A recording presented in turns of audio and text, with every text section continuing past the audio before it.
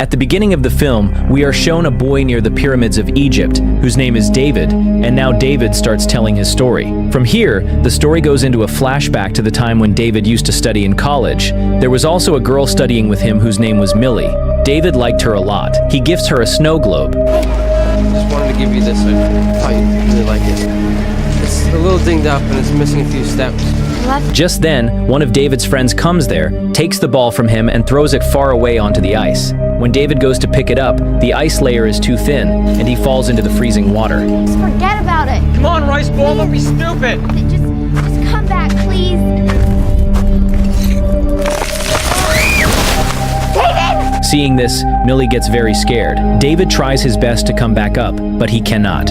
In the next moment, we see that David suddenly appears inside a library straight from the water. All his clothes are completely wet. David cannot understand how he got there. After this, he goes back home where his father starts yelling at him. Actually, his father drinks a lot of alcohol. When David was very young, his mother left him, and now he lives alone with his alcoholic father. You late? Where you been anyway? You know when I ask a question, I expect an answer, okay? When David does not reply to his father walks into his room, but he gets shocked because David is not there anymore. He had jumped back to the library again. Here, David realizes that he has some kind of supernatural power. That is why he is able to jump from one place to another. After this, he goes home, packs his things, leaves the house, and moves into a rented room. Now he wants to use his powers and learn to control them.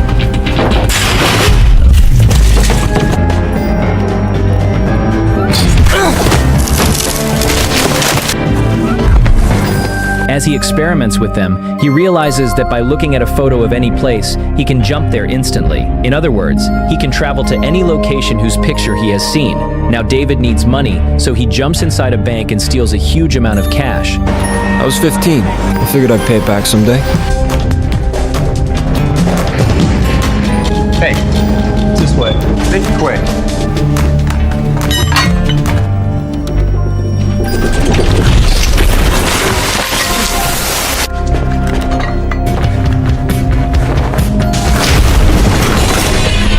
The bank workers are completely shocked and confused about how someone robbed the bank without even opening the doors. Because of this, a man named Roland is called in to investigate the case. Roland is the leader of a group called the Paladins. These are people who hunt jumpers. Roland has a special machine or device that helps him detect jumpers, and this is how he tracks them down and kills them. He believes humans should not have such powers because they misuse them. After this, the story returns to the present, where David is shown living a very luxurious life. He has everything he wants in life. He goes wherever he feels like going, and he never has any shortage of money. Now he lives in London. One day when he returns to his luxurious apartment, he sees Roland waiting there. At first, David thinks he is a police officer, but Roland tells him that he is not a cop. He hunts jumpers. He says he knows David has the power to travel from one place to another instantly. I think I need to talk to my lawyers. Anybody can rob a bank. I think I'd like you to leave. You need some help with that? Oh, I know who you are. I know what you are. Before David can escape, Roland shocks him with electricity and knocks him unconscious. Because of this, David is unable to jump away.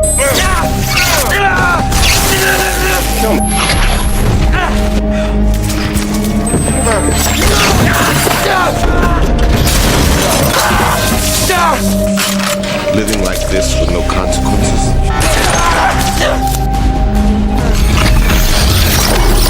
You think you can hide behind a wall? Somehow, David manages to lock himself inside the locker room of the apartment, and from there he jumps away once again and escapes. After David leaves, Roland searches his house. He finds many photographs there, and these are pictures of all the places David has jumped to so far. Roland also finds a photo of Millie. Meanwhile, David jumps directly to Millie's house. Her mother is completely shocked to see him because 8 years ago he suddenly disappeared under the ice water, and everyone believed that he was dead. From Millie's mother, David learns that Millie works at a bar. After this, David goes there to meet her. Millie becomes extremely happy to see him after 8 years. The same boy who threw the snow globe onto the ice years ago is also there. This guy starts misbehaving with Millie, which makes David very angry. Why didn't you say something, huh? Smash her ass.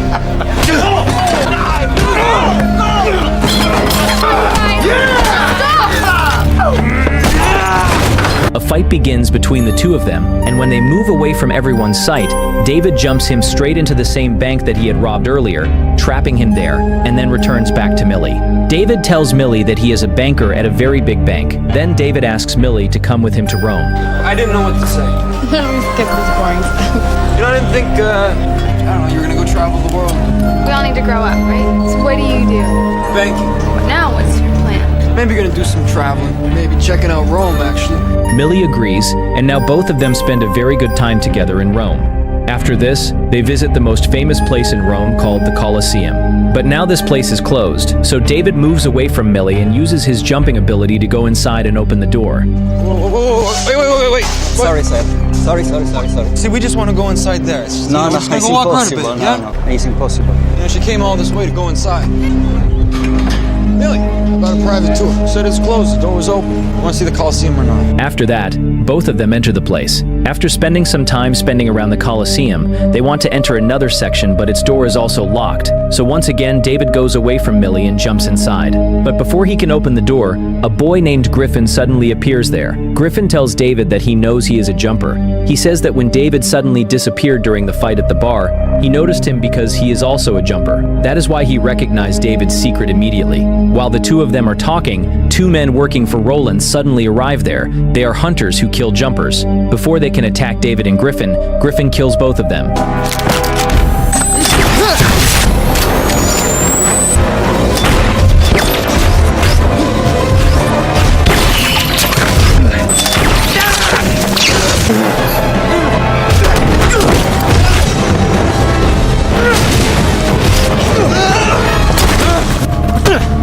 Who are these people? Then he jumps away with one of the bodies, and David follows him. They arrive in the middle of a desert. Griffin tells David that he hunts all of Roland's men because Roland was the one who killed his parents. Now he wants revenge on Roland and his group because they hunt jumpers. Griffin also warns David that he must protect the people close to him, the people who love him, because Roland will attack them at any cost just to draw David out. After this, David returns back, and when he and Millie are leaving the place, the police suddenly arrest him. Actually, one of the staff members had seen him inside, and now he is being blamed for murder. I think you guys made a mistake. quiet. You're looking for that guy. Look, I'm sorry. I know I wasn't supposed to be back there. Okay. While David is in police custody, a woman comes there and David becomes completely shocked after seeing her because she is his mother. His mother tells him to escape quickly because Roland's men are coming there and they will kill him. Hello, David. You have to get out of here. Mom! 20 seconds, David.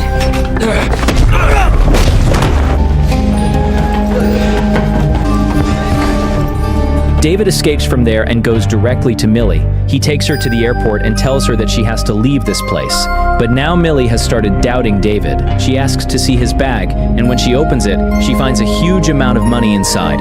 Millie cannot understand who David really is or what he actually does. But for now, David sends her back home safely. Meanwhile, we are shown David's old friend, the one he trapped inside the bank earlier. He is now with Roland, and he tells Roland everything about David, including where he lives and what relationship he has with Millie. When David returns home, he sees his father badly injured, and Roland is the one who did this to him. After taking his father to the hospital, David goes directly to the jail where his old friend is being kept. David asks him what he told Roland about him. The friend says that he told him everything, including about Millie and how they both love each other. Now David realizes that Millie's life is also in danger. Because of this, he goes straight to Griffin and tells him that he wants to kill Roland. Griffin says that for the past 10 years he has been waiting for the day he could finally kill Roland, but he does not need anyone's help because he can do it alone. Saying this, Griffin leaves the place, but David keeps following him, forcing Griffin to finally accept his help. Don't be here when I get back. Joy Woo, brother.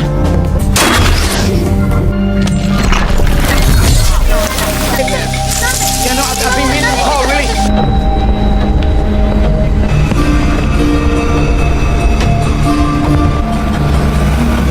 You can't keep following me. Why are you walking? You ever read Marvel Team Up? Yeah, I read it. Joining forces for like a limited run. For your own sake, just go home. Gotta have this common thing. And I know where to find Roland. So we're doing this or what?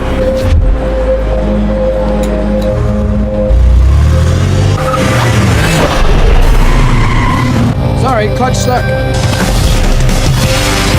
After this, David goes to Millie's house.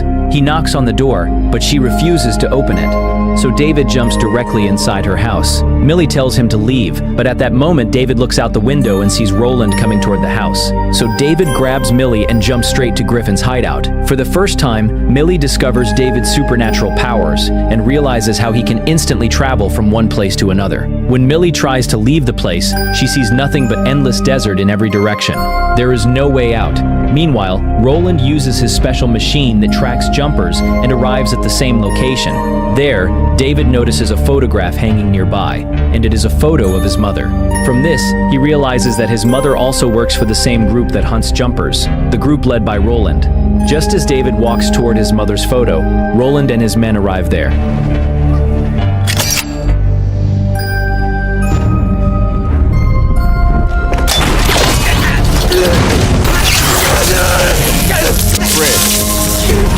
Not hurt anybody. Sooner or later, you all go bad. They capture him and start torturing him with electric shocks. Roland moves toward David to kill him, but at that moment Griffin suddenly appears and distracts Roland, making him chase after him. As Griffin escapes outside, he suddenly disappears using his powers. Roland tries to find him, and in the next moment Griffin returns driving a bus, which he crashes directly onto Roland.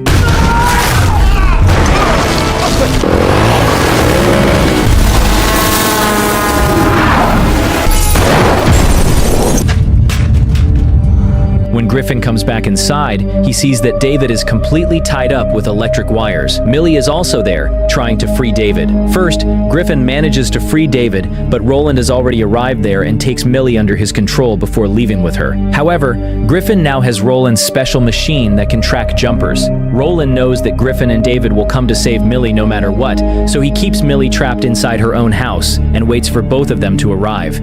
Griffin has been planning to kill Roland for the last 10 years, and for that, he has built a powerful bomb. Today, he finally has the chance to blow up Roland and all his men together. But David tells him that he cannot do that because Millie is also inside the house. So David takes the bomb remote and starts jumping from one place to another. Griffin follows him, and a fight begins between the two of them.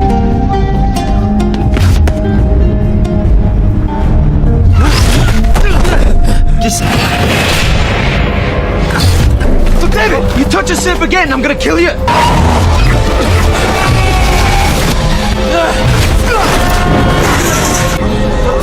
Don't. Bad move!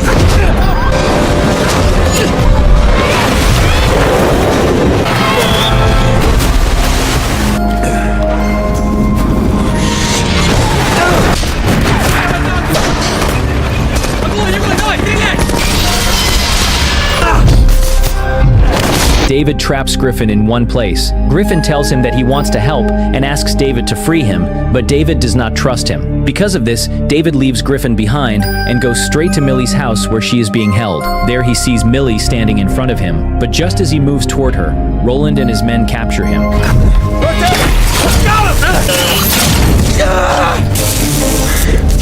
They tie him up with electric wires, and those wires are connected to the entire house so that if David tries to jump, the whole house and everyone inside it will jump along with him. David keeps trying hard to jump, causing the entire house to shake violently. Finally, using all of his strength, David jumps together with the whole house straight into the middle of the ocean underwater. The entire house begins sinking into the water, giving Millie a chance to reach David and free him from the wires. After this, David jumps again with the entire house and lands inside the library. Roland also arrives there along with him. Because David used too much power, he faints for a while, but he regains consciousness soon after. Once he wakes up, David jumps Roland away from there to a deserted, rocky place filled with caves and giant cliffs. Escaping from that place is almost impossible. David tells Roland that he could have left him in front of sharks that would have killed him, but he does not take people's lives. I told you I'm different. Could have dropped you with the sharks.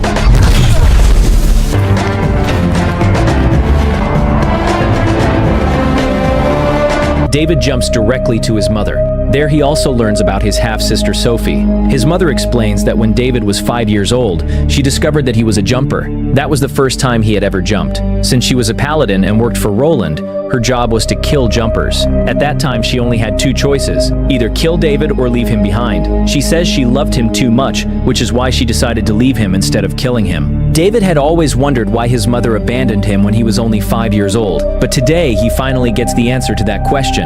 After this, David jumps straight back to Millie. Millie becomes very happy to see him. David asks her where she would like to go, and both of them decide to travel somewhere warm because the current place is extremely cold. By now, both of them are in a serious relationship, and together they jump away from there. With this, the movie and the story come to an end.